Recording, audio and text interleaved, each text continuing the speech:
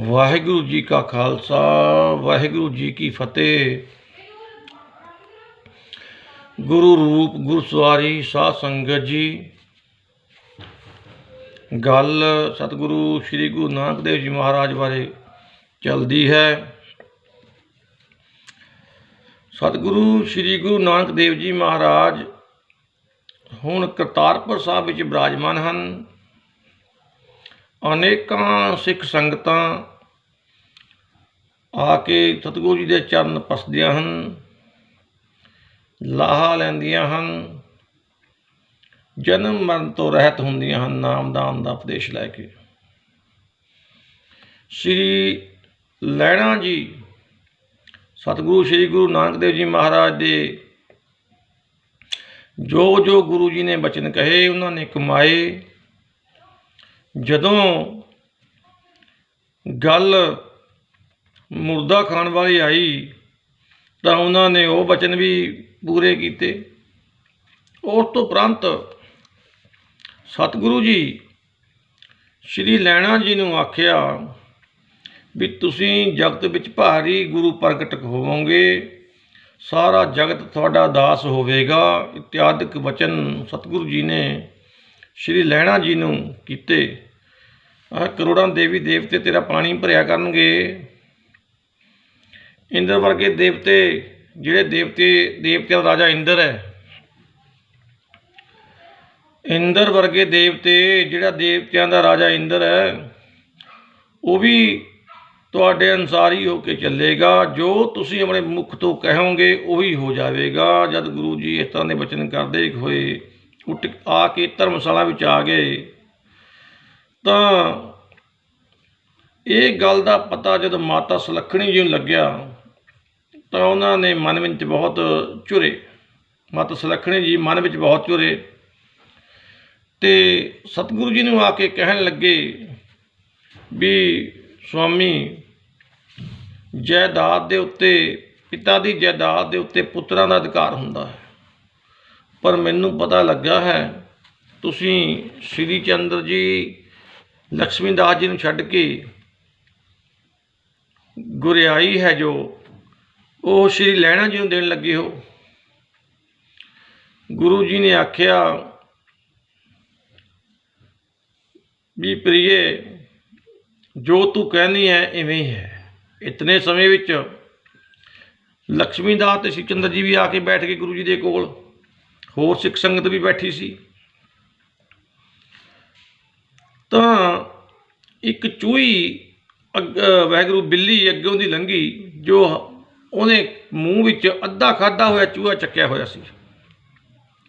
बिल्ली लंघी अद्धा खाधा होया चूहा चक्की जाती हुई सी। जदों सिखां ने डराया तो चूही नूं छड्ड के सुट के उत्ते अद्धी खाधी चूहे नूं सुट के ते बिल्ली दौड़ गई।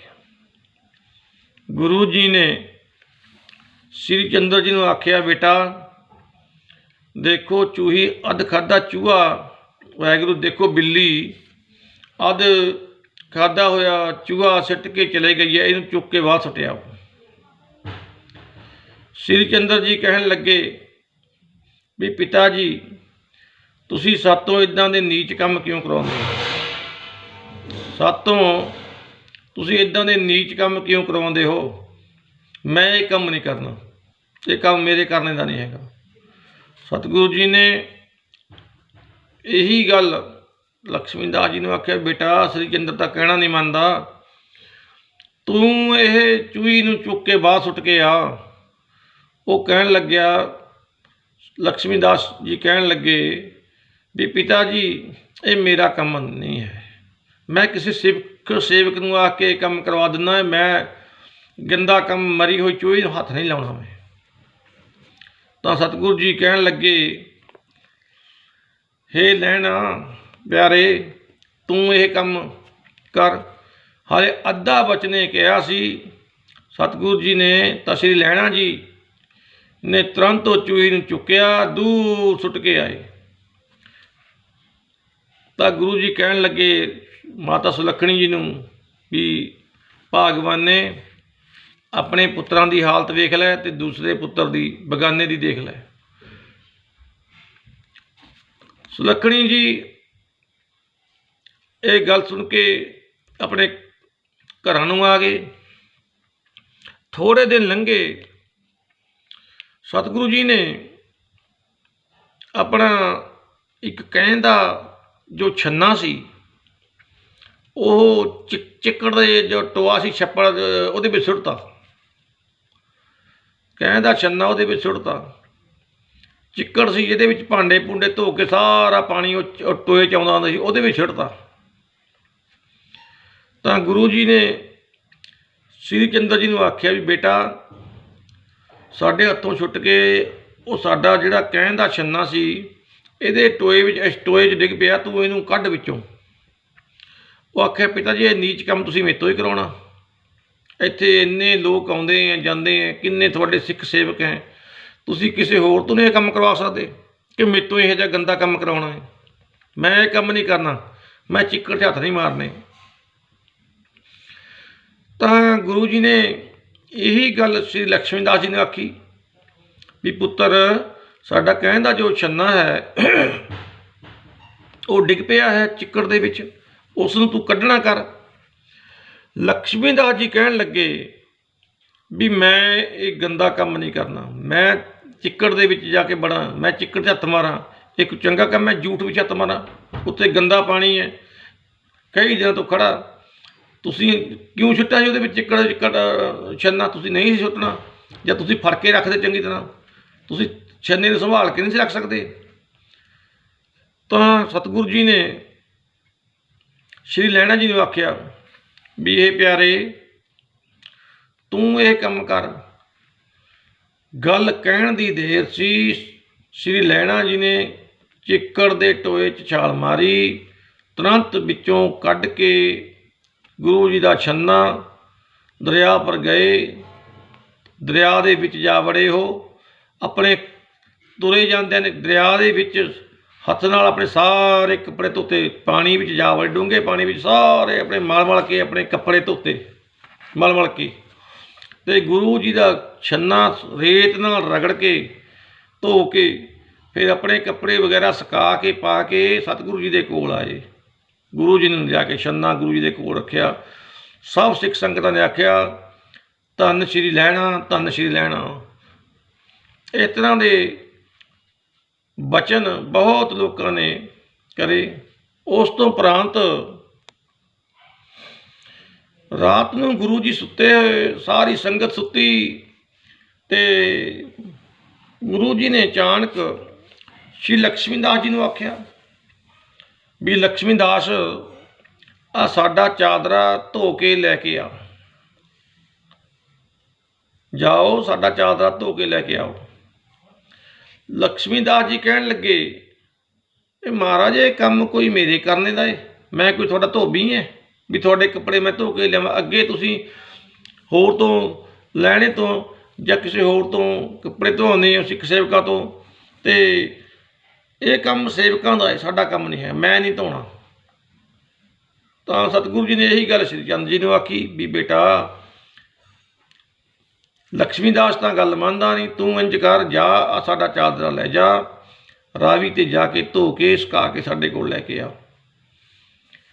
ਤਾਂ ਸ਼੍ਰੀ ਚੰਦ ਜੀ ਨੇ ਆਖਿਆ ਵੀ ਮੈਂ ਥੱਕਾ ਹੋਇਆ ਹਾਂ, ਦਿਨ ਚੜ੍ਹੇਗਾ ਤਾਂ ਮੈਂ ਕਿਸੇ ਸਿੱਖ ਸੇਵਕ ਨੂੰ ਆ ਕੇ ਤੁਹਾਡਾ ਚਾਦਰਾ ਧਵਾ ਦਿਆਂਗਾ, ਪਰ ਮੈਂ ਰਾਤ ਨੂੰ ਹੁਣ ਨਹੀਂ ਜਾਣਾ। ਉਸ ਤੋਂ ਉਪਰੰਤ ਸਤਿਗੁਰੂ ਜੀ ਨੇ ਸ਼੍ਰੀ ਲਹਿਣਾ ਜੀ ਨੂੰ ਆਖਿਆ ਵੀ ਇਹ ਪਿਆਰੇ, ਤੂੰ ਇਹ ਕੰਮ ਕਰ। ਤੁਰੰਤ ਚਾਦਰਾ ਲਿਆ। ਜਿਉਂ ਰਾਵੀ 'ਤੇ ਪਹੁੰਚੇ ਰਾਤ ਨੂੰ, ਜਿਵੇਂ ਸੂਰਜ ਚੜ੍ਹਿਆ ਹੋਇਆ ਹੁੰਦਾ ਹੈ, ਤੁਰੰਤ ਆਪਣਾ ਸਾਬਣ ਵਗੈਰਾ ਲਾ ਕੇ ਗੁਰੂ ਜੀ ਦਾ ਚਾਦਰਾ ਧੋ ਕੇ, ਰਾਤ ਨੂੰ ਜਿਵੇਂ ਉੱਥੇ ਧੁੱਪ ਚੜ੍ਹੀ ਹੁੰਦੀ ਹੈ, ਇਸ ਤਰ੍ਹਾਂ ਦੀ ਗੁਰੂ ਜੀ ਨੇ ਕਿਰਪਾ ਕੀਤੀ ਹੋਈ ਸੀ। ਰਾਤ ਨੂੰ ਚਾਦਰਾ ਧੋ ਕੇ ਸੁਕਾ ਕੇ ਲਿਆ ਕੇ ਉਸ ਸਮੇਂ ਉਪਰੰਤ ਗੁਰੂ ਜੀ ਦੇ ਅੱਗੇ ਰੱਖਤਾ, ਲਓ ਪਿਤਾ ਜੀ ਚਾਦਰਾ ਤੁਹਾਡਾ। ਮਨ ਵਿੱਚ ਮਾਤਾ ਸੁਲੱਖਣੀ ਜੀ ਦੇ ਇਹ ਗਲਾਨੀ ਸੀ ਵੀ ਮੇਰੇ ਪੁੱਤਰਾਂ ਨੂੰ ਗੁਰਗੱਦੀ ਨਹੀਂ ਦੇਣੀ, ਗੱਦੀ ਇਹਨਾਂ ਨੇ ਸੇਵਕ ਨੂੰ ਦੇਣੀ ਹੈ। ਪਰ ਗੁਰੂ ਜੀ ਨੇ ਸੁਲੱਖਣੀ ਜੀ ਦੇ ਮਨ ਦਾ ਪੂਰਾ ਵਹਿਮ ਕੱਢਣ ਵਾਸਤੇ, ਪੂਰਾ ਭਰਮ ਨਾਸ਼ ਕਰਨ ਵਾਸਤੇ ਵੀ ਦੇਖੋ ਤੇਰੇ ਪੁੱਤਰ ਕਹਿਣਾ ਨਹੀਂ ਮੰਨਦੇ, ਤੇ ਬਗਾਨੇ ਦੇਖੋ ਕਿੰਨਾ ਕਹਿਣਾ ਮੰਨਦਾ ਏ। ਉਸ ਤੋਂ ਬਾਅਦ ਵਿੱਚ ਬਾਬਾ ਬੁੱਢਾ ਜੀ ਦੇ ਵੀ ਮਨ ਵਿੱਚ ਵਿਚਾਰ ਆਈ ਵੀ ਮੈਂ ਵੀ ਬੜੀ ਸੇਵਾ ਕਰਦਾ ਗੁਰੂ ਜੀ ਦੀ, ਗੁਰੂ ਜੀ ਨੇ ਮੇਰੇ ਵੱਲ ਧਿਆਨ ਹੀ ਨਹੀਂ ਦਿੱਤਾ ਹੈ। ਤਾਂ ਇੱਕ ਰਾਤ ਗੁਰੂ ਜੀ ਆਪਣੇ ਧਰਮਸ਼ਾਲਾ ਵਿੱਚ ਵਿਸ਼ਰਾਮ ਕਰ ਰਹੇ ਸਨ। ਹੋਰ ਸਿੱਖ ਸੇਵਕ ਬਹੁਤ ਸੁੱਤੇ ਹੋਏ ਸਨ।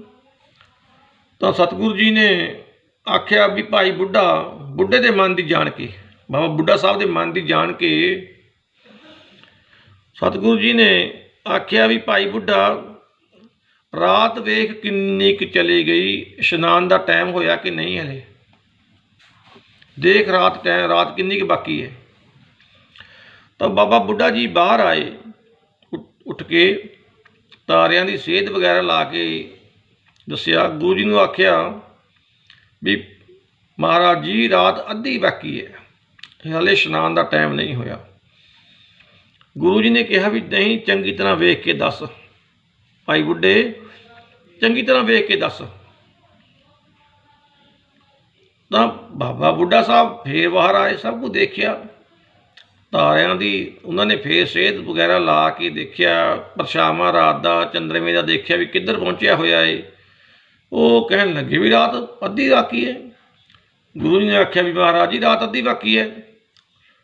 ਤੀਜੀ ਵਾਰੀ ਸਤਿਗੁਰੂ ਜੀ ਨੇ ਫੇਰ ਭਾਈ ਬੁੱਢਾ ਸਾਹਿਬ ਨੂੰ ਆਖਿਆ ਵੀ ਦੇਖ ਰਾਤ ਕਿੰਨੀ ਨਿਕਲ ਗਈ ਰਾਤ, ਤੇ ਕਿੰਨੀ ਰਹਿੰਦੀ ਹੈ।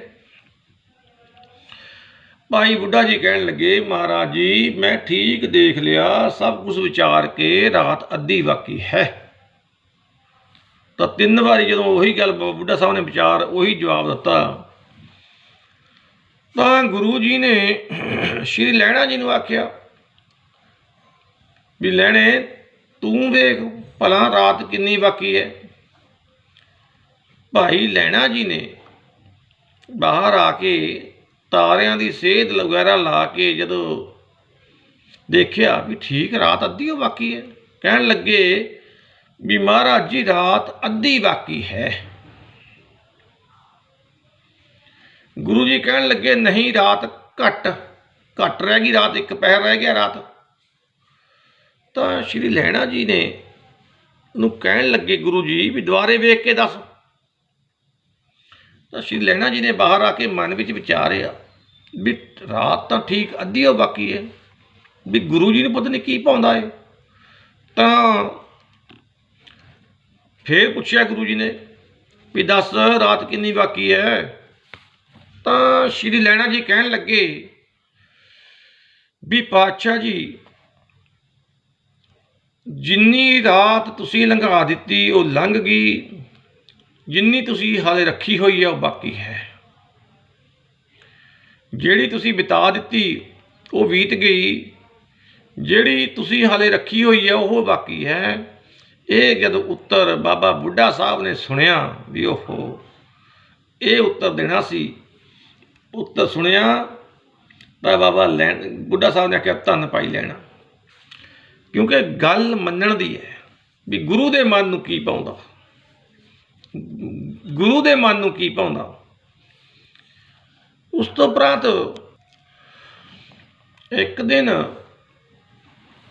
ਗੁਰੂ ਜੀ ਤੇ ਭਾਈ ਲਹਿਣਾ ਜੀ ਜਦੋਂ ਗੁਰੂ ਜੀ ਇਸ਼ਨਾਨ ਕਰਨ ਵਾਸਤੇ ਗਏ, ਭਾਈ ਲਹਿਣਾ ਜੀ ਹਜ਼ੂਰ ਦੇ ਵਸਤਰ ਫੜ ਕੇ ਬਾਹਰ ਬੈਠ ਜਾਇਆ ਕਰਦੇ ਸਨ। ਤੇ ਭਾਈ ਲਹਿਣਾ ਜੀ ਨੇ ਬਾਹਰ ਬੈਠਿਆਂ ਹੋਇਆਂ ਨੇ ਹਜ਼ੂਰ ਦੇ ਵਸਤਰ ਇੱਕ ਡੰਡਾ ਗੱਡ ਕੇ ਧਰਤੀ ਤੇ ਉਸ ਦੇ ਉੱਤੇ ਟੰਗ ਦਿੱਤੇ ਤੇ ਆਪ ਚੌਂਕੜਾ ਮਾਰ ਕੇ ਗੁਰੂ ਜੀ ਦਾ ਧਿਆਨ ਧਰ ਕੇ ਸਮਾਧੀ ਲਾਤੀ, ਸਮਾਧੀ ਸਥਿਤ ਹੋ ਗਏ।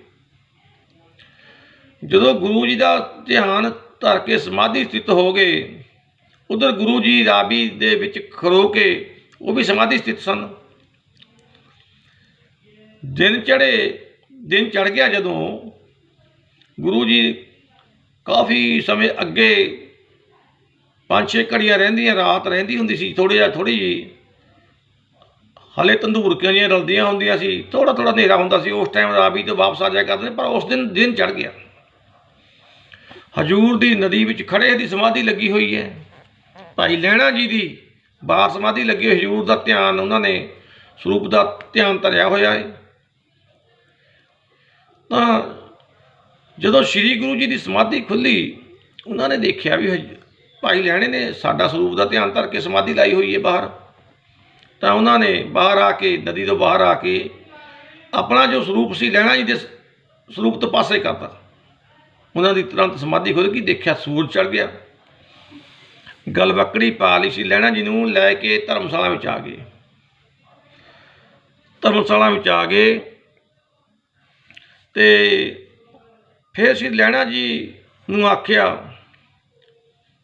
ਵੀ ਸ਼੍ਰੀ ਲਹਿਣਾ ਜੀ, ਤੁਸੀਂ ਭਾਈ ਬੁੱਢਾ ਜੀ ਨੂੰ, ਸ਼੍ਰੀ ਚੰਦਰ ਜੀ ਨੂੰ, ਲక్ష్ਮੀ ਦਾਸ ਜੀ ਨੂੰ ਅਤੇ ਹੋਰ ਸਿੱਖ ਸੇਵਕਾਂ ਨੂੰ ਸੱਦ ਕੇ ਇੱਥੇ ਲਿਆਓ। ਜਦ ਹੁਕਮ ਮੁਤਾਬਕ ਸਭ ਨੂੰ ਭਾਈ ਲਹਿਣਾ ਜੀ ਨੇ ਕਿਹਾ ਵੀ ਤੁਹਾਨੂੰ ਸਤਿਗੁਰੂ ਜੀ ਨੇ ਧਰਮਸ਼ਾਲਾ ਵਿੱਚ ਸੱਦਿਆ ਹੈ। ਸਾਰੀ ਸਿੱਖ ਸੰਗਤ ਧਰਮਸ਼ਾਲਾ ਵਿੱਚ ਆ ਗਈ। ਸਤਿਗੁਰੂ ਜੀ ਨੇ ਸਧਾਰਨ ਨੂੰ ਆਖਿਆ ਵੀ ਲਿਆ ਭਾਈ 5 ਪੈਸੇ ਅਤੇ ਇੱਕ ਨਾਰੀਅਲ ਲੈ ਕੇ ਆ। ਸਧਾਰਨ ਸੀ ਜੋ ਗੁਰੂ ਜੀ ਦਾ ਸੇਵਕ ਸੀ, ਕਮਲੀਆ ਅਤੇ ਸਧਾਰਨ। ਉਹ ਸਧਾਰਨ ਅਤੇ ਕਮਲੀਆ ਸੀ ਜੋ ਗੁਰੂ ਜੀ ਦਾ ਸੇਵਕ ਸੀ। ਸਧਾਰਨ ਲਿਆ 5 ਪੈਸੇ ਲਿਆ ਅਤੇ ਨਾਰੀਅਲ ਲਿਆ। ਭਾਈ ਸਧਾਰਨ ਨੇ ਜਦੋਂ ਗੁਰੂ ਜੀ ਨੂੰ 5 ਪੈਸੇ ਅਤੇ ਨਾਰੀਅਲ ਫੜਾਏ, ਸਤਿਗੁਰੂ ਜੀ ਨੇ ਭਾਈ ਲਹਿਣਾ ਜੀ ਨੂੰ ਆਪਣੇ ਗੱਦੀ 'ਤੇ ਬਿਠਾ ਦਿੱਤਾ। 5 ਪੈਸੇ ਅਤੇ ਨਾਰੀਅਲ ਉਹਨਾਂ ਦੇ ਚਰਨਾਂ ਵਿੱਚ ਰੱਖ ਕੇ ਪਰਿਕਰਮਾ ਕਰਕੇ ਮੱਥਾ ਟੇਕ ਦਿੱਤਾ। ਪਰਿਕਰਮਾ ਕਰਕੇ ਮੱਥਾ ਟੇਕ ਦਿੱਤਾ ਅਤੇ ਫਿਰ ਜਦੋਂ ਸ਼੍ਰੀ ਗੁਰੂ ਜੀ ਨੇ ਭਾਈ ਲਹਿਣਾ ਜੀ ਦੇ ਚਰਨਾਂ 'ਤੇ ਸੀਸ ਨਵਾਇਆ ਤਾਂ ਸ਼੍ਰੀ ਲਹਿਣਾ ਜੀ ਕਹਿਣ ਲੱਗੇ, ਮਹਾਰਾਜ ਜੀ, ਇਹ ਤੁਸੀਂ ਉਲਟੀ ਕਾਰ ਕਿਉਂ ਕੀਤੀ? ਮੇਰੇ ਵਰਗੇ ਨੀਚ ਦੇ ਤੁਸੀਂ ਚਰਨਾਂ 'ਤੇ ਨਮਸਕਾਰ ਕਿਉਂ ਕੀਤੀ? ਮੈਂ ਕਹਿੰਦਾ ਇਹ ਜਿਹੜੇ ਪੈਰ ਚਰਨਾਂ 'ਤੇ ਤੁਸੀਂ ਸੀਸ ਨਵਾਇਆ, ਇਹ ਚਰਨ ਨੂੰ ਕੋੜ ਹੋ ਜਾਣ ਦੇ ਬਰਾਬਰ, ਕੋੜ ਹੋ ਜਾਣਾ ਚਾਹੀਦਾ ਇਹਨਾਂ ਚਰਨਾਂ 'ਤੇ। ਤਾਂ ਗੁਰੂ ਜੀ ਕਹਿਣ ਲੱਗੇ, ਪੁਰਖਾ ਹੁਣ ਬੱਸ ਕਰ, ਜੋ ਕਹੇਗਾ ਉਹੀ ਹੋ ਜਾਏਗਾ। ਮੂੰਹ ਤੋਂ ਕੋਈ ਅਜਿਹਾ ਸ਼ਬਦ ਨਾ ਕੱਢਣਾ, ਹੋਰ ਕੋਈ ਐਸੀ ਗੱਲ ਨਾ ਕਰਨੀ। ਅੱਜ ਤੋਂ ਤੁਸੀਂ ਸਭ ਦੇ ਗੁਰੂ ਹੋ, ਸਾਰਾ ਜਗਤ ਤੁਹਾਡਾ ਦਾਸ ਹੈ। ਅੱਜ ਅਸੀਂ ਤੁਹਾਨੂੰ ਆਪਣੇ ਅੰਗਾਂ ਤੋਂ ਬਣਾਇਆ ਹੈ, ਇਸ ਕਰਕੇ ਅੱਜ ਤੋਂ ਤੁਹਾਡਾ ਨਾਮ ਸ਼੍ਰੀ ਅੰਗਦ ਹੈ। ਤੁਹਾਡਾ ਨਾਮ ਹੁਣ ਲਹਿਣੇ ਦੀ ਥਾਂ 'ਤੇ ਅੰਗਤ ਹੈ। ਸਤਨਾਮ ਦਾ ਸਿਮਰਨ ਕਰਨਾ ਅਤੇ ਕਰਾਉਣਾ, ਸਿੱਖੀ ਦੀ ਮਰਿਆਦਾ ਚਲਾਉਣੀ। ਅਤੇ ਉਪਰੰਤ ਗੁਰੂ ਜੀ ਨੇ ਮੁਖੀ ਸਿੱਖਾਂ ਨੂੰ ਆਖਿਆ ਅਤੇ ਆਪਣੇ ਪੁੱਤਰਾਂ ਨੂੰ ਆਖਿਆ ਸ਼੍ਰੀ ਲਹਿਣਾ ਜੀ ਨੂੰ ਮੱਥਾ ਟੇਕੋ। ਸ਼੍ਰੀ ਚੰਦਰ ਜੀ ਕਹਿਣ ਲੱਗੇ, ਅਸੀਂ ਗੁਰੂ ਪੁੱਤਰ ਹੋ ਹਾਂ, ਸਾਡਾ ਪਦ ਲਹਿਣਾ ਜੀ ਦੇ ਪਦ ਤੋਂ ਉੱਚਾ ਹੈ, ਅਸੀਂ ਮੱਥਾ ਨਹੀਂ ਟੇਕਣਾ। ਲక్ష్ਮੀ ਦਾਸ ਜੀ ਨੇ ਵੀ ਇਹੀ ਗੱਲ ਕਹੀ ਵੀ ਅਸੀਂ ਆਪ ਜੀ ਦੇ ਪੁੱਤਰ ਹੈ, ਅਸੀਂ ਤੁਹਾਨੂੰ ਮੱਥਾ ਟੇਕ ਸਕਦੇ ਹਾਂ, ਅਸੀਂ ਕਿਸੇ ਸਿੱਖ ਸੇਵਕ ਨੂੰ ਮੱਥਾ ਨਹੀਂ ਟੇਕਣਾ। ਤਾਂ ਹੋਰ ਭਾਈ ਬੁੱਢਾ ਜੀ ਨੇ ਤਾਂ ਤੁਰੰਤ ਨਮਸਕਾਰ ਕਰਤੀ, ਮੱਥਾ ਟੇਕਤਾ। ਹੋਰ ਸਾਰੇ ਸਿੱਖ ਸੇਵਕਾਂ ਨੇ, ਭਾਈ ਸਧਾਰਨ, ਕਮਲੀਆ, ਸਭ ਨੇ, ਜਿੱਦਾਂ ਵੀ ਮਾਈ ਭਾਈ ਪਾਸ ਸਨ, ਸਾਰਿਆਂ ਨੇ ਹਜੂਰ ਦੇ ਚਰਨਾਂ 'ਤੇ ਮੱਥਾ ਟੇਕਤਾ। ਉਸ ਤੋਂ ਉਪਰੰਤ ਸ਼੍ਰੀ ਚੰਦਰ ਜੀ ਅਤੇ ਲక్ష్ਮੀ ਦਾਸ ਜੀ ਇਹ ਆਪਣੇ ਘਰ ਨੂੰ ਆ ਗਏ। ਗੁਰੂ ਜੀ ਨੇ ਲਹਿਣਾ ਜੀ ਨੂੰ ਆਖਿਆ ਵੀ ਲਹਿਣਾ ਜੀ, ਹੁਣ ਤੁਹਾਡਾ ਕੰਮ ਹੈ, ਤੁਸੀਂ ਜਗਤ ਦੇ ਗੁਰੂ ਬਣ ਗਏ ਹੋ। ਤੁਹਾਡਾ ਹੁਣ ਕੰਮ ਇਹ ਹੈ ਵੀ ਤੁਸੀਂ ਸਾਰੀ ਸਾਡੀ ਜਿਹੜੀ ਉਚਾਰਨ ਕੀਤੀ ਹੋਈ ਬਾਣੀ ਹੈ ਉਹ ਇਕੱਤਰਿਤ ਕਰਕੇ ਸਾਨੂੰ ਸੁਣਾਓ। ਭਾਈ ਲਹਿਣਾ ਜੀ ਨੇ ਹੋਰ ਕਾਰ ਵਿਹਾਰ ਵੀ ਜੋ ਕਰਦੇ ਰਹੇ, ਜੋ ਨਿੱਜ ਦੇ ਉਹਨਾਂ ਦੇ ਕਾਰ ਵਿਹਾਰ ਸੀ ਉਹ ਵੀ ਜ਼ਰੂਰ ਕਰਦੇ ਰਹੇ।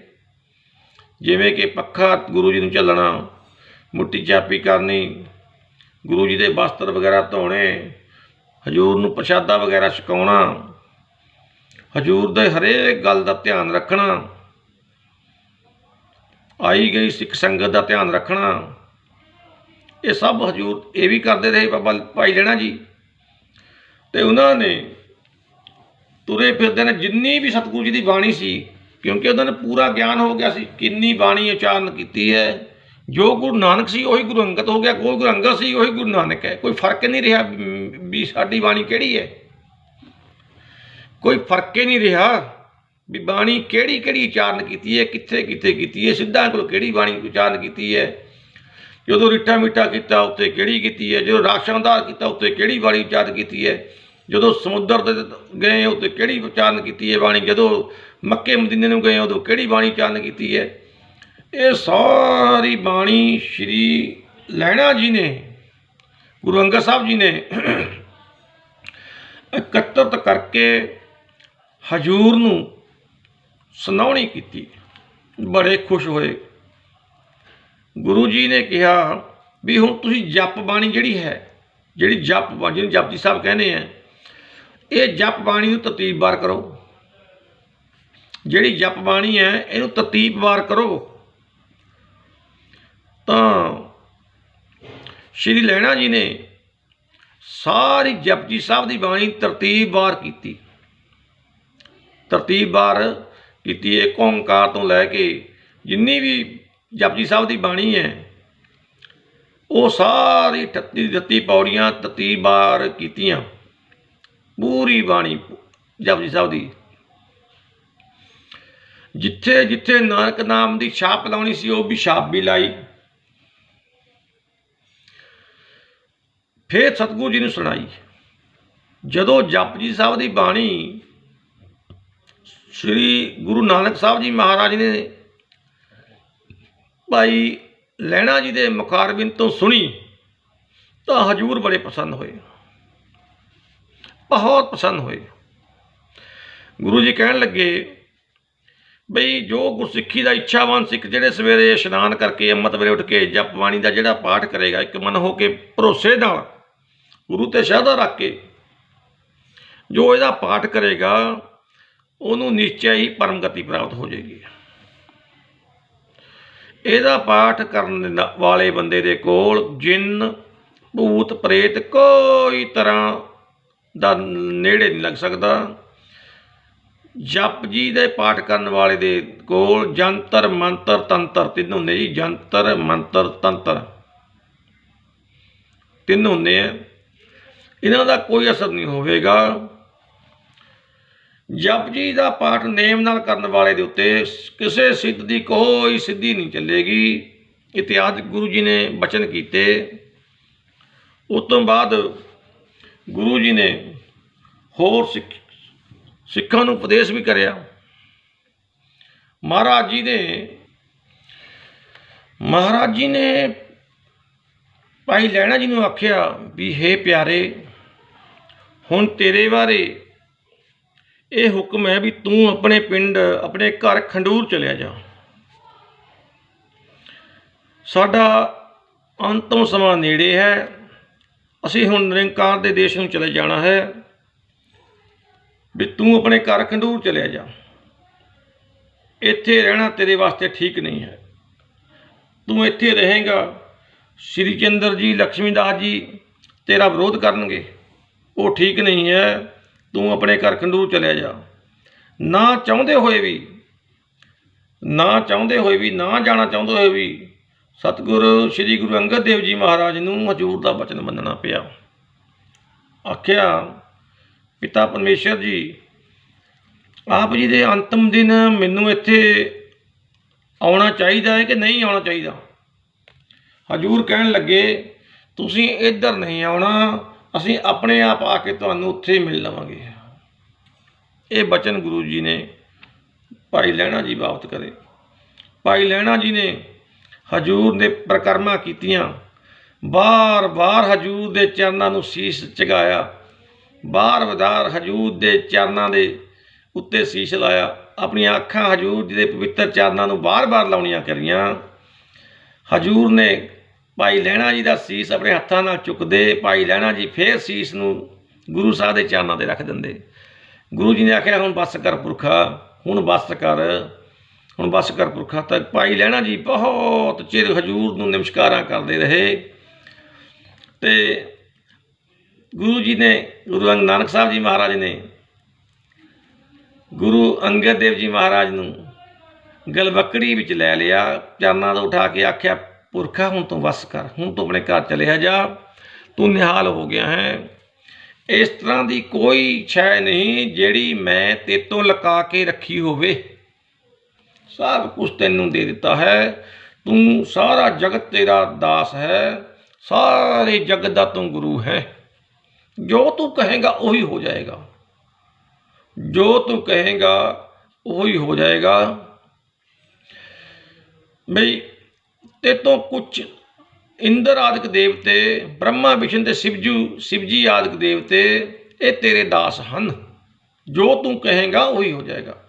ਤਾਂ ਸ਼੍ਰੀ ਲਹਿਣਾ ਜੀ ਹਜ਼ੂਰ ਨੂੰ ਨਮਸਕਾਰ ਕਰਕੇ, ਪਰਿਕਰਮਾ ਕਰਕੇ, ਪਿਛਲੇ ਪੈਰੀ ਜਿੱਧਰ ਖਡੂਰ ਸਾਹਿਬ ਦੇਖੋ ਕਿੱਥੇ ਹੈ, ਕਰਤਾਰਪੁਰ ਸਾਹਿਬ ਅੱਜ ਕੱਲ੍ਹ ਪਾਕਿਸਤਾਨ ਦੇ ਵਿੱਚ ਹੈ। ਕਿਵੇਂ ਗੁਰੂ ਜੀ ਨੇ ਉੱਥੋਂ ਬੇੜੀ ਦੇ ਰਾਹੀਂ ਜਾਂ ਤੁਰ ਕੇ ਕਿਵੇਂ ਦਰਿਆ ਪਾਰ ਕਰਿਆ ਹੋਵੇਗਾ। ਚਲੋ ਉਹ ਤਾਂ ਅੰਤਰਜਾਮੀ ਤੇ ਪੁਰਖ ਵਧਾਤੇ ਤੇ ਦਰਿਆ ਦੇ ਉੱਤੋਂ ਦੀ ਭਰਾ ਲੰਘ ਕੇ ਤੁਰ ਜਾਂਦੇ, ਪਾਣੀ ਦੇ ਉੱਤੋਂ ਦੀ ਕੋਈ ਪ੍ਰਵਾਹ ਨਹੀਂ ਸੀ। ਲੇਕਿਨ ਪਿਛਲੇ ਖੁਰੀ ਗੁਰੂ ਸਾਹਿਬ ਵੱਲ ਉਹਨਾਂ ਨੇ ਪਿੱਠ ਨਹੀਂ ਕਰੀ। ਫਿਰ ਖਡੂਰ ਸਾਹਿਬ ਤੱਕ ਪਿਛਲੇ ਖੁਰੀਆਂ ਪਤਾ ਨਹੀਂ ਉਹ ਇੱਕ ਦਿਨ 'ਚ ਪਹੁੰਚੇ ਹੋਣਗੇ, 2 ਦਿਨ 'ਚ ਪਹੁੰਚੇ, ਕਿਵੇਂ ਪਹੁੰਚੇ ਹੋਣਗੇ ਬਈ ਗੁਰੂ ਦੀਆਂ ਗੁਰੂ ਜਾਣਦਾ ਹੈ। ਪਰ ਹਜ਼ੂਰ ਪਿਛਲੇ ਪੈਰੀ, ਪਿਛਲੇ ਖੁਰੀਆਂ ਚੱਲ ਕੇ ਖਡੂਰ ਸਾਹਿਬ ਪਹੁੰਚੇ। ਉਧਰ ਆਪਣੀ ਭੂਆ ਮਾਈ ਭਰਾਈ ਦੇ ਘਰ ਚਲੇ ਗਏ। ਮਾਈ ਭਰਾਈ ਕਹਿਣ ਲੱਗੀ ਬਈ ਲੈਣੇ ਤੂੰ ਇਕੱਲਾ ਹੀ ਆ ਗਿਆ, ਗੁਰੂ ਜੀ ਕਿੱਥੇ ਹੈ। ਤਾਂ ਭਾਈ ਲਹਿਣਾ ਜੀ ਕਹਿਣ ਲੱਗੇ ਵੀ ਮੈਨੂੰ ਬੁਲਾਓ ਨਾ, ਸਾਨੂੰ ਬੁਲਾਓ ਨਾ, ਸਾਡਾ ਮਨ ਨਹੀਂ ਕਰਦਾ ਅਸੀਂ ਵੀ ਬੋਲੀਏ, ਅਸੀਂ ਸਾਡਾ ਮਨ ਹੈ ਸਾਡੇ ਨਾਲ ਕੋਈ ਬੋਲੇ ਨਾ, ਅਸੀਂ ਚੁੱਪ ਸ਼ਾਂਤ ਰਹਿਣਾ ਚਾਹੁੰਦੇ ਹਾਂ।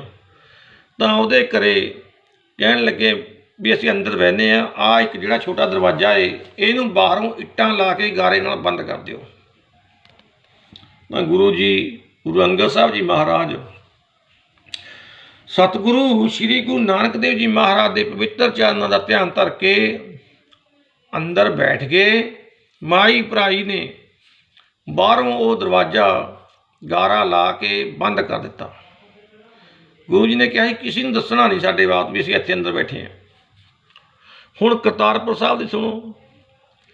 ਕਰਤਾਰਪੁਰ ਸਾਹਿਬ ਜਿੱਥੇ ਸਤਿਗੁਰੂ ਜੀ ਦਾ ਧਰਮਸ਼ਾਲਾ ਸੀ, ਉੱਥੇ ਇੱਕ ਪਿੱਪਲ ਹੋਇਆ ਕਰਦਾ ਸੀ। ਇੱਕ ਵਿਹੜੇ ਵਿੱਚ ਕਿੱਕਰ ਸੀ ਜਿੱਥੋਂ ਮਠਿਆਈ ਝਾੜੀ ਸੀ। ਇੱਕ ਵਿਹੜੇ ਵਿੱਚ ਪਿੱਪਲ ਸੀ। ਉਹ ਗੁਰੂ ਜੀ ਉਹ ਪਿੱਪਲ ਦੇ ਲਾਗੇ ਬੈਠੇ ਹੈ। ਹੋਰ ਸਿੱਖ ਸੰਗਤ ਜਿਹੜੇ ਮੇਰੇ ਵਰਗੇ, ਜਿਹੜੇ ਪਹਿਲਾਂ ਭੱਜ ਗਏ ਸੀ ਜਦ ਪ੍ਰੀਖਿਆ ਹੋਣ ਲੱਗੀ ਸੀ, ਜਿਹੜੇ ਦੌੜ ਦੁੜ ਗਏ ਸੀ, ਉਹ ਵੀ ਆ ਗਏ। ਉਹਨਾਂ ਨੂੰ ਪਤਾ ਲੱਗਿਆ ਵੀ ਤਾਂ ਗੁਰੂ ਜੀ ਨੇ ਪ੍ਰੀਖਿਆ ਦਾ ਇਮਤਿਹਾਨ ਲੈਣ ਵਾਸਤੇ ਹੀ ਕਰੀ ਸੀ, ਅਤੇ ਇਹ ਤਾਂ ਗੁਰੂ ਜੀ ਨੇ ਪ੍ਰਤਿਆਵਾ ਲੈਣ ਵਾਸਤੇ ਸਾਡੀ ਪ੍ਰੀਖਿਆ ਕਰੀ ਸੀ। ਹੋਰ ਗੁਰੂ ਜੀ ਦਾ ਕੋਈ ਸਿੱਖਾਂ ਨਾਲ ਵੈਰ ਥੋੜ੍ਹੀ ਸੀ, ਕੁੱਤਕੇ ਮਾਰਦੇ ਸੀ ਸਿੱਖਾਂ ਦੇ। ਉਹਨਾਂ ਨੇ ਵਾਰੰਵਾਰ ਗੁਰੂ ਜੀ 'ਤੇ ਆ ਕੇ ਨਮਸਕਾਰਾਂ ਕਰੀਆਂ, ਮਾਫੀਆਂ ਮੰਗੀਆਂ, ਗਲਤੀਆਂ ਮੰਗੀਆਂ। ਅਤੇ ਹਜ਼ੂਰ ਨੇ ਸਾਰਿਆਂ ਨੂੰ ਪਹਿਲਾਂ ਹੀ ਉਹਨਾਂ ਨੇ ਤਾਂ ਮਤਲਬ ਨਹੀਂ, ਹਰਕ ਸੋਖ 'ਤੇ ਰਹੇ ਨਿਆਰ। ਉਹਨਾਂ ਨੂੰ ਕੋਈ ਕਿਸੇ ਨਾਲ ਵੈਰ ਨਹੀਂ ਸੀ, ਵਿਰੋਧ ਨਹੀਂ ਸੀ। ਗੁਰੂ ਜੀ ਨੇ ਸਭ ਨੂੰ ਆਸ਼ੀਰਵਾਦ ਦਿੱਤਾ ਅਤੇ ਗੁਰੂ ਜੀ ਨੇ ਸਭ ਸਿੱਖ ਸੰਗਤਾਂ ਨੂੰ ਉਪਦੇਸ਼ ਵੀ ਦਿੱਤਾ ਵੀ ਜਿਹੜਾ ਇਹ ਸਰੀਰ ਹੈ ਇਹ ਨਾਸਵੰਤ ਹੈ, ਇਹ ਰਹਿਣਾ ਨਹੀਂ, ਚਲਿਆ ਜਾਣਾ ਹੈ। ਆਤਮਾ ਜਿਹੜੀ ਹੈ ਸਰਬ ਵਿਆਪੀ ਹੈ, ਇਹ ਮਰਦੀ ਨਹੀਂ ਹੁੰਦੀ ਕਦੇ। ਬਾਕੀ ਸਾਰਾ ਜਿਹੜਾ ਸੰਸਾਰ ਹੈ ਇਹ ਜੇ ਪਸਾਰਾ ਪਸਰਿਆ ਵਾ ਸਾਰਾ ਮਿਥਿਆ ਹੈ। ਇਹਦੇ ਨਾਲ ਪਿਆਰੇ ਸਿੱਖੋ, ਇਹਦੇ ਨਾਲ ਪ੍ਰੀਤੀ ਨਾ ਪਾਓ। ਦੇਹੀ ਦੇ ਜਿਹੜਾ ਪਿਆਰ ਪਾਉਂਦਾ ਇਹ ਵਿਅਰਥ ਹੈ।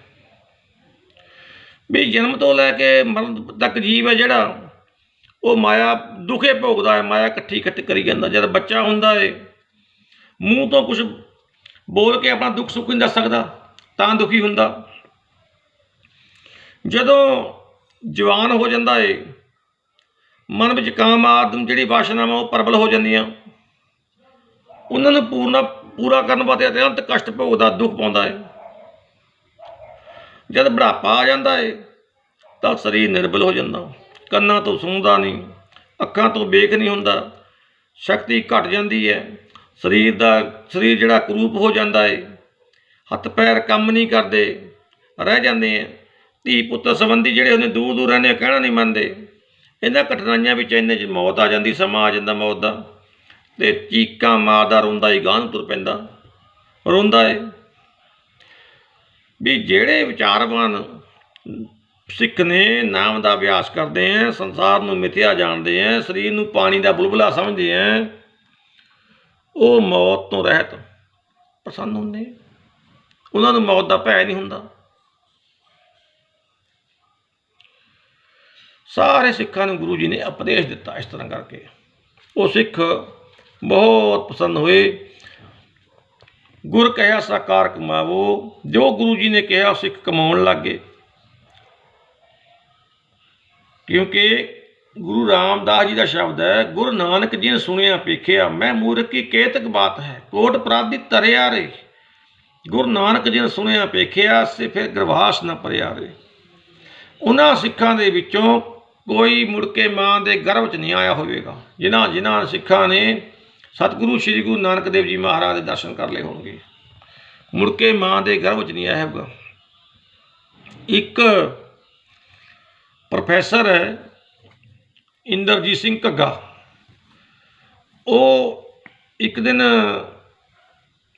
ਗੱਲ ਕਰ ਰਹੇ ਸੀ ਵੀ ਗੁਰੂ ਦੇ ਵਿੱਚ ਸ਼ਕਤੀ ਨਹੀਂ ਹੁੰਦੀ, ਗੁਰੂ ਇੱਕ ਸਰੀਰ ਹੁੰਦਾ ਹੈ। ਇੱਕ ਦਿਨ ਉਹ ਗੱਲ ਕਰ ਰਹੇ ਸੀ ਵੀ ਗੁਰੂ ਵਿੱਚ ਕੋਈ ਸ਼ਕਤੀ ਨਹੀਂ ਹੁੰਦੀ, ਗੁਰੂ ਇੱਕ ਸਰੀਰ ਹੁੰਦਾ ਏ।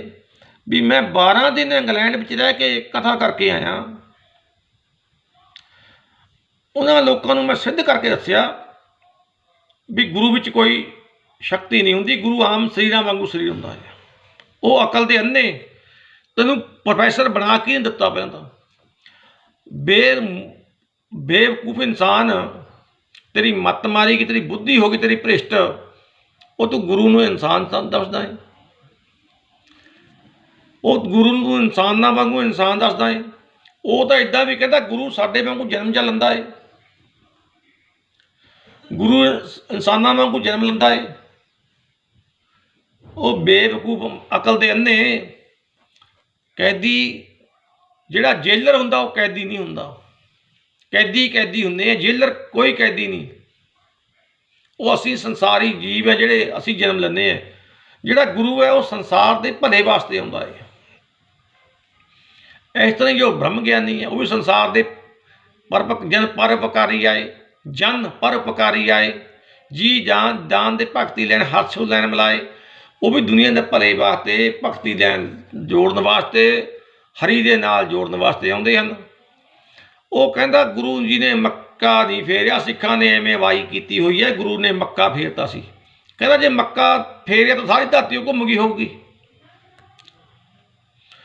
ਉਹ ਭਾਈ ਗੁਰਦਾਸ ਜੀ ਨੇ ਆਪਣੀ 12 ਵਿੱਚ ਲਿਖਿਆ, ਇਹ ਵੀ ਲਿਖਿਆ ਵੀ ਇੱਥੇ ਵਿੱਚ ਬਗਦਾਦ ਵਿੱਚ ਗੁਰੂ ਜੀ ਨੇ ਬੜੀ ਕਰਾਮਾਤ ਕੀਤੀ, ਇੱਥੇ ਵਿੱਚ ਬਗਦਾਦ ਦੇ ਵੱਡੀ ਕਰਾਮਾਤ ਦਿਖਾਈ।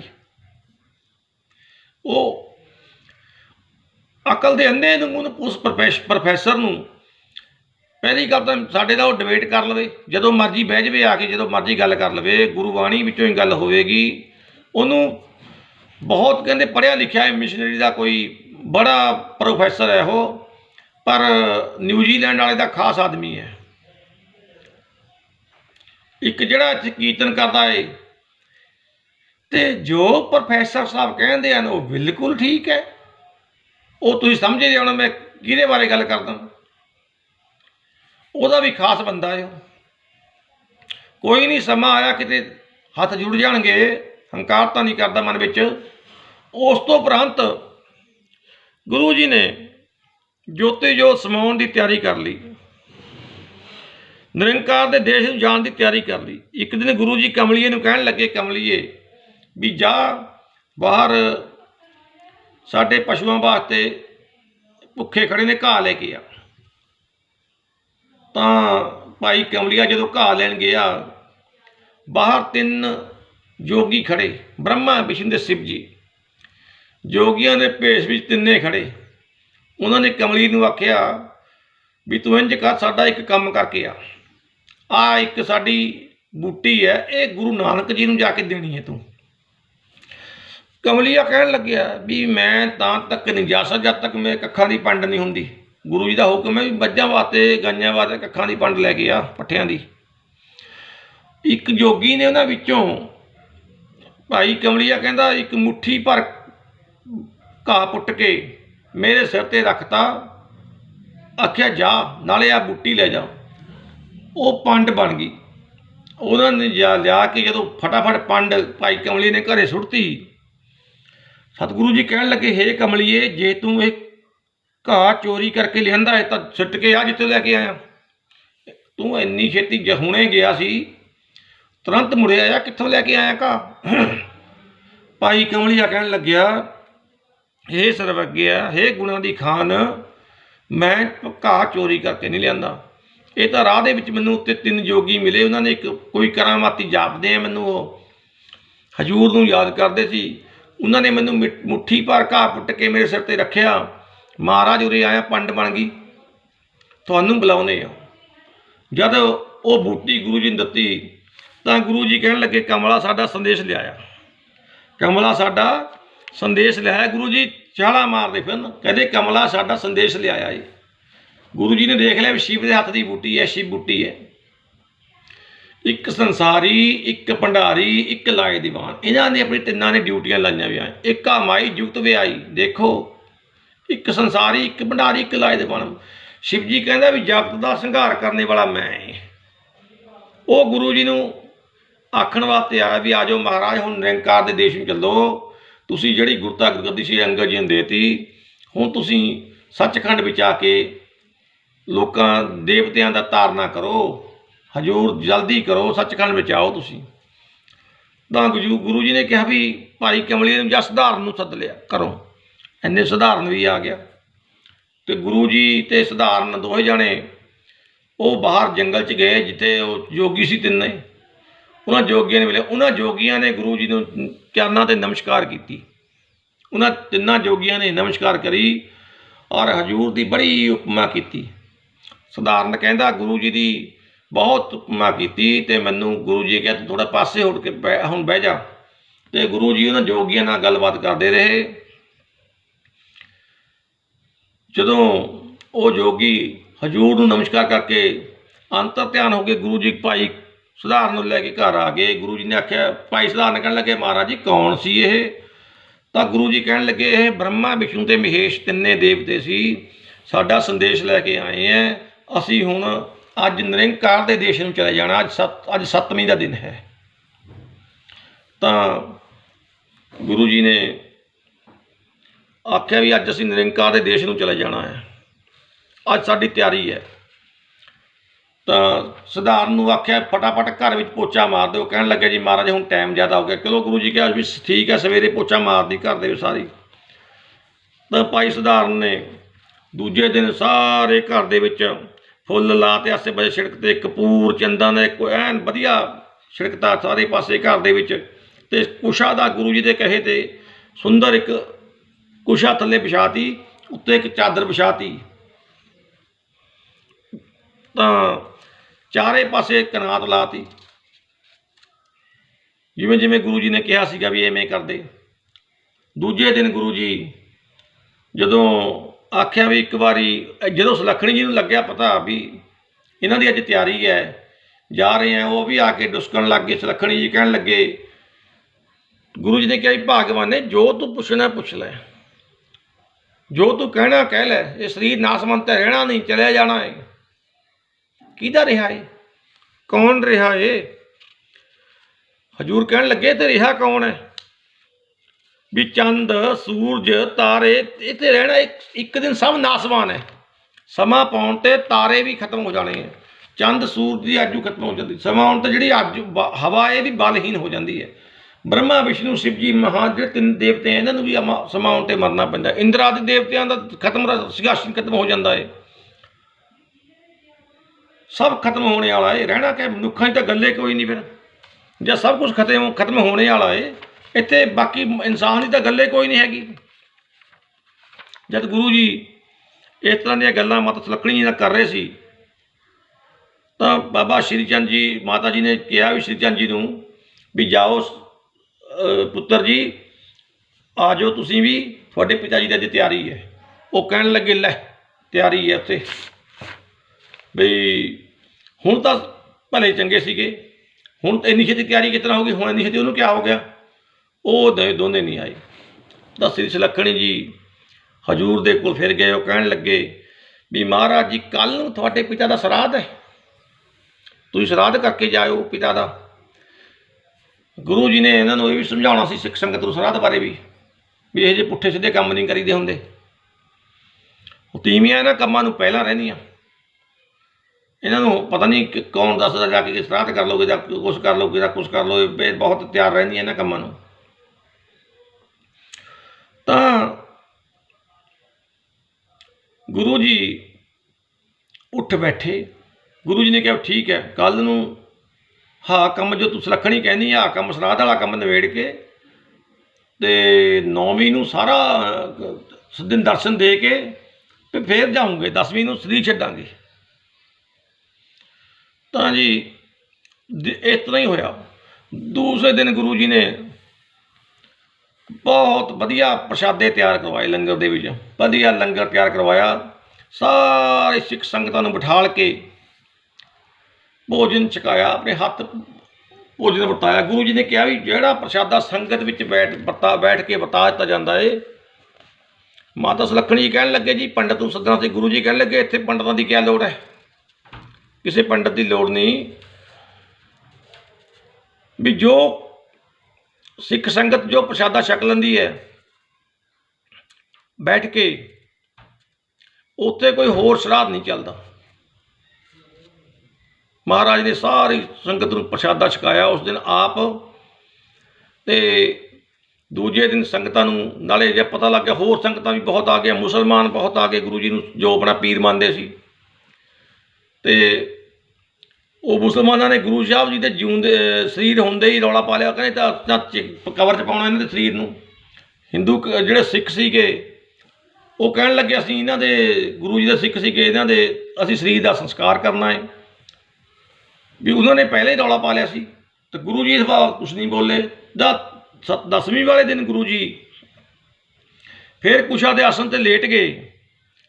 तो माता सुलखणी जी श्री चंद जी नूं बुलाउण वास्ते गए कि भी हुण जरूर चले आ, जल्दी जे मिलना कोई गलबात करनी कर लो आके। श्री चंद्र जी ते लक्ष्मीदास जी दोने जने गुरु जी का हुक्म माता सुलखणी जी का कहना मन के दोने जने आ गए। कहन लगे भी हे पिता जी हे गुणा दी खान, सानू ये नहीं सी पता तुसीं सानू बिना मिले ही चले जाओगे। सानू ये नहीं सी पता भी सानू तुसीं बिना मिले ही चले जाओगे निरंकार दे देश नूं। गुरु जी ने कहा भी दसो। कहन लगे पिता जी जे बहुता नहीं तो सानू 4 घड़ियां वास्ते दर्शन दे दिओ। गुरु जी उठ बैठे। महाराज कहन लगे श्री चंद तू सातों मंगिया ही 4 घड़ियां है, जे तू सातों 4 युग जिंदगी मंगदा 4 युग असी संसार च रह के संसार का भला करदे। गुरु जी ने यह बचन भी करिया श्री चंद जी नूं। चलो जो निरंकार नूं भाउंदा है उही हुंदा है। कहन लगे साडी भुल बख्श के साडी बेनती प्रवान करो, सानू 4 घड़ियां वास्ते पिता जी दर्शन दे जो, साडियां बेनतियां प्रवान कर लिओ, असीं तुहाडा बहुता जीवन नहीं मंगदे। तो श्री चंद्र जी कहन लगे भी महाराज जी तुसीं सानू छड्ड के लैणा जी नूं अपनी थां थाप चले हो, ये तुसीं अजोग कार करे गलत काम करिया। गुरु जी ने कहा भी हे पुत्रो जिहड़ी शब्द की दात है उस श्री लैणा जी नूं बन के आई है, ਉਹ ਕਹਿਣ ਲੱਗੇ ਸਾਡਾ ਨਿਰਵਾਹ ਕਿੱਦਾਂ ਚੱਲੂਗਾ ਮਹਾਰਾਜ ਜੀ, ਸਾਡਾ ਨਿਰਵਾਹ ਕਿੱਦਾਂ ਚੱਲੂਗਾ, ਅਸੀਂ ਕੀ ਕਰੋਗੇ। ਤਾਂ ਗੁਰੂ ਜੀ ਕਹਿਣ ਲੱਗੇ, ਉਹ ਜਦ ਦੇਖਿਆ ਬਹੁਤੇ ਦੀਨ ਦੇਖੇ, ਬਹੁਤ ਹਲੀਮੀ ਵੀ ਸ੍ਰੀ ਚੰਦਰ ਜੀ ਤੇ ਲక్ష్ਮੀ ਦਾਸ ਜੀ ਬਹੁਤ ਦੀਨ ਦੇਖੇ, ਨਿਮਰਤਾ ਵਿੱਚ ਦੇਖੇ, ਤਾਂ ਗੁਰੂ ਜੀ ਨੇ ਕਿਹਾ ਗੁਰੂ ਘਰ ਦੇ ਅੰਦਰ ਕੁੱਤਿਆਂ ਨੇ ਵੀ ਲੋਕ ਪੂਜਦੇ ਆ, ਤੁਸੀਂ ਸਾਡੇ ਬੱਚੇ ਹੋ, ਤੁਸੀਂ ਸਾਡੇ ਸਾਹਿਬਜ਼ਾਦੇ ਹੋ, ਤੁਹਾਨੂੰ ਲੋਕ ਕਿਉਂ ਨਹੀਂ ਮੰਨਣਗੇ, ਤੁਹਾਡੇ ਘਰ ਦੀਆਂ ਸਿੱਧੀਆਂ ਪ੍ਰਧਾਨ ਰਹਿਣਗੀਆਂ, ਜੋ ਮੁਖਾਰਬਿੰਦ ਤੋਂ ਬਚਨ ਕਹਿਆ ਕਰੋਗੇ ਉਹੀ ਤੁਹਾਡਾ ਸੱਤ ਹੋ ਜਾਇਆ ਕਰੇਗਾ। ਇਤਿਹਾਸਕ ਗੁਰੂ ਜੀ ਨੇ ਇਹਨਾਂ ਵਾਸਤੇ ਬਚਨ ਕਰ ਕੀਤੇ। ਸ੍ਰੀ ਚੰਦ ਜੀ ਇਹ ਬਚਨ ਸੁਣ ਕੇ ਬੜੇ ਹੋਰ ਕੀ ਲੈਣਾ ਚਾਹੁੰਦੇ ਸੀ, ਇਹੀ ਗੁਰੂ ਜੀ ਤੋਂ ਬਚਨ ਲੈਣੇ ਚਾਹੁੰਦੇ ਸੀ, ਸਾਡਾ ਵੀ ਗੌਣ ਪਾਣੀ ਚੱਲਦਾ ਰਹੇ, ਸਾਨੂੰ ਅਸੀਂ ਕੀ ਕਿਹਾ ਕਰੋਗੇ, ਸਾਨੂੰ ਤਾਂ ਹਲ ਵੀ ਨਹੀਂ ਬਾਉਣਾ ਆਉਂਦਾ। ਤਾਂ ਸ੍ਰੀ ਚੰਦ ਜੀ ਨੇ ਇਹ 'ਚ ਬਚਨ ਲੈ ਲਏ ਵੀ ਸਿੱਧੀਆਂ ਸਿੱਧੀਆਂ ਗੁਰੂ ਜੀ ਤੋਂ ਲੈ ਲਈਆਂ, ਤਾਂ ਬੜੇ ਖੁਸ਼ ਹੋਏ। ਗੁਰੂ ਜੀ ਨੇ ਆਪ ਚਾਦਰ ਉੱਪਰ ਚਾਦਰਾ ਲੈ ਲਿਆ, ਕਨਾਤ ਦੇ ਅੰਦਰ ਲੇਟ ਗਏ, ਅਤੇ ਸਕਿੰਟਾਂ ਦੇ ਵਿੱਚ ਸਰੀਰ ਨੂੰ ਛੱਡ ਕੇ ਉੱਤੇ ਦੇਖਿਆ ਕੁਛ ਵੀ ਹੈ ਨਹੀਂ। ਮੁਸਲਮਾਨਾਂ ਨੇ ਆਪਣੀ ਚਾਦਰ ਸੀ ਜਿਹੜੀ ਅੱਧੀ ਪਾੜ ਲਈ, ਰੌਲਾ ਪਾਉਂਦੇ ਸੀ ਦੱਬਣਾ ਸੀ ਗੁਰੂ ਜੀ ਸਰੀਰ ਨੂੰ, ਉਹਨੇ ਚਾਦਰ ਉਹ ਅੱਧੀ ਪਾੜ ਲਈ, ਅੱਧੀ ਉਹਨਾਂ ਨੇ ਆਪਣੇ ਕਬਰ 'ਚ ਪਾਤੀ, ਅਤੇ ਸਿੱਖਾਂ ਨੇ ਉਹ ਚਾਦਰ ਦਾ ਸੰਸਕਾਰ ਕਰ ਦਿੱਤਾ। ਇੰਨੀਆਂ ਗੱਲਾਂ ਕਹਿੰਦੇ ਹੋਏ ਖਿਮਾ ਦਾ ਜਾਚਕ ਹੈ ਜੀ, ਅਤੇ ਗੁਰੂ ਜੀ ਨਿਰੰਕਾਰ ਦੇ ਦੇਸ਼ ਨੂੰ ਚਲੇ ਗਏ। ਗੱਲਾਂ ਬਹੁਤ ਜ਼ਿਆਦਾ ਹੋ ਗਈਆਂ, ਵੀਡੀਓ ਵੀ ਬਹੁਤ ਲੰਬੀ ਹੋ ਗਈ ਅੱਜ, ਹੋਈਆਂ ਭੁੱਲਾਂ ਦੀ ਮਾफ़ੀ। ਵਾਹਿਗੁਰੂ ਜੀ ਕਾ ਖਾਲਸਾ, ਵਾਹਿਗੁਰੂ ਜੀ ਕੀ ਫਤਿਹ।